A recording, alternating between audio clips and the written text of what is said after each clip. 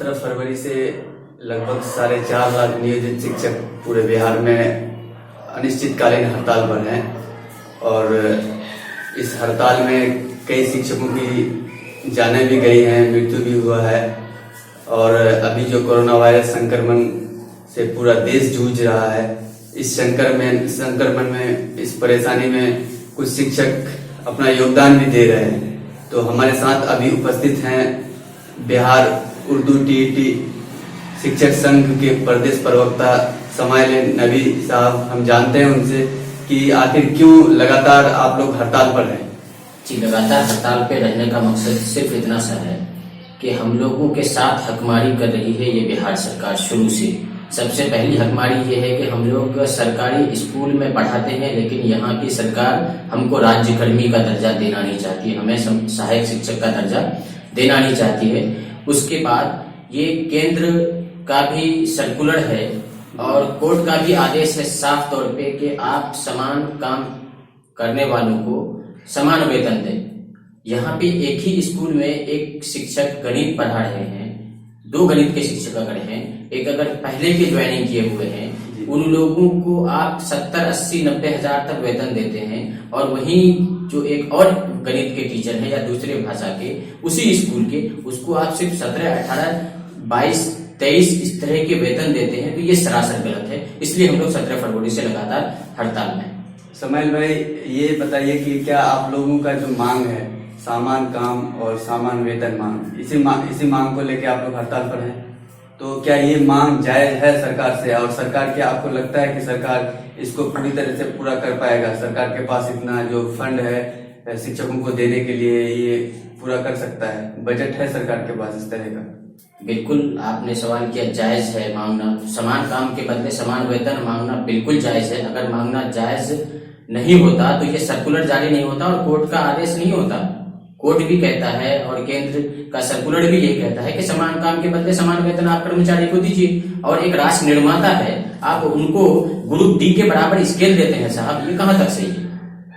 Group D को जो scale दिया जाता है वो स्केल नियोजित शिक्षकों को दिया जाता है, जो सरासर गलत है। नीतीश कुमार को इसके बारे में सोचना चाहिए, वो नहीं सोच रहे हैं। और आपको सुन के ताज्जुब होगा कि हम लोगों का स्ट्राइक, हम लोगों का हड़ताल लगभग 60 दिन से ज्यादा हो चुका है, 17 फरवरी से लेके अब तक। लेकिन ये सरकार वार्ता करना नहीं चाहती है। इस सरकार के अधिकारी को, इस सरकार के मंत्री के सहयोगियों को मछली पार्टी करने का समय मिलता है और फिर बाद में 20 मई से सचिवालय से लेकर के जो विभागीय कार्य है वो सशर्त, मतलब लॉकडाउन के नियमों का पालन करते हुए खुलने का ये लोग निर्देश दिए हैं। लेकिन मैं कहता हूं कि मछली पार्टी का समय मिल सकता है और सशर्त विभागीय काम हो सकता है, तो आधा घंटा के लिए शिक्षक नेताओं के साथ वार्ता क्यों नहीं हो सकता है?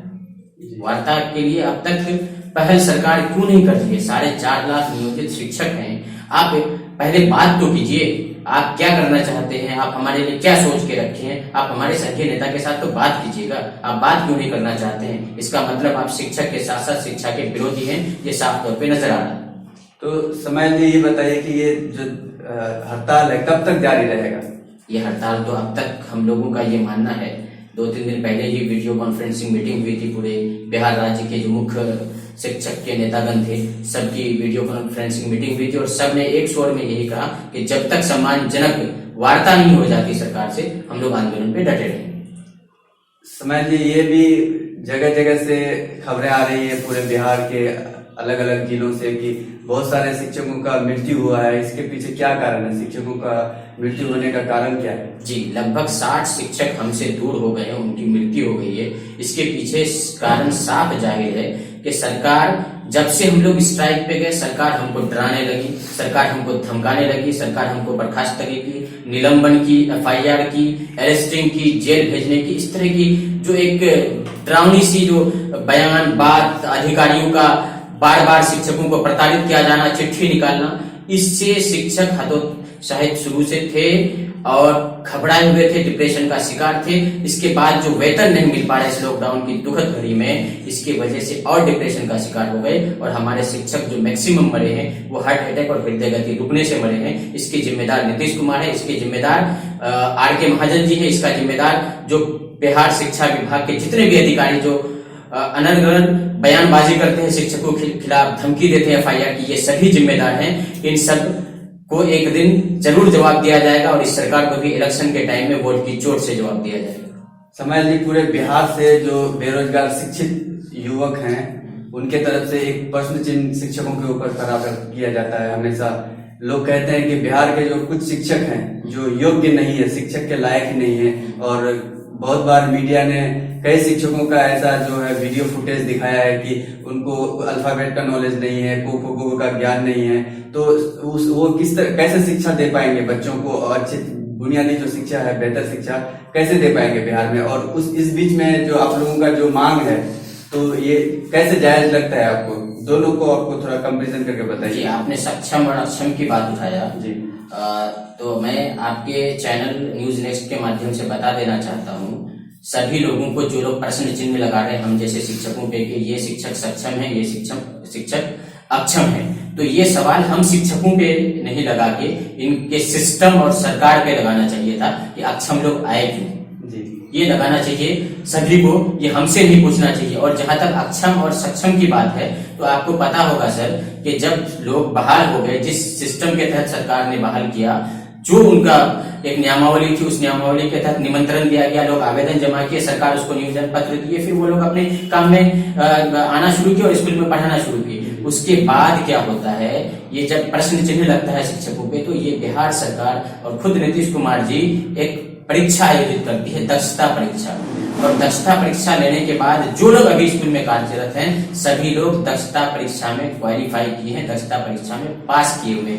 जो लोग दक्षता परीक्षा में पास किए, सरकार और शिक्षा विभाग और जिसने एग्जाम कंडक्ट किया था, जिसने उसको ये सर्टिफिकेट दिया है, इसका मतलब ये है कि सारे के सारे शिक्षक सक्षम हैं, दक्ष हैं, पढ़ाने योग्य हैं। अगर फिर भी कुछ लोग प्रश्न चिन्ह लगा रहे हैं, तो ये प्रश्न चिन्ह शिक्षकों पे नहीं, ये प्रश्न चिन्ह सरकार और सिस्टम पे लगाना चाहिए कि अक्षम लोग कैसे आ गए।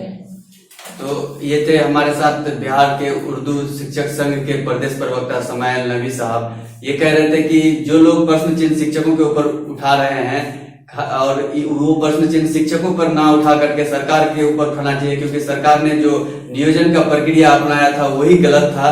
कैमरामैन कृपाल ठाकुर के साथ किशनगंज से न्यूज नेक्स्ट के लिए आसिफ इकबाल की report. News next, do like, share and subscribe.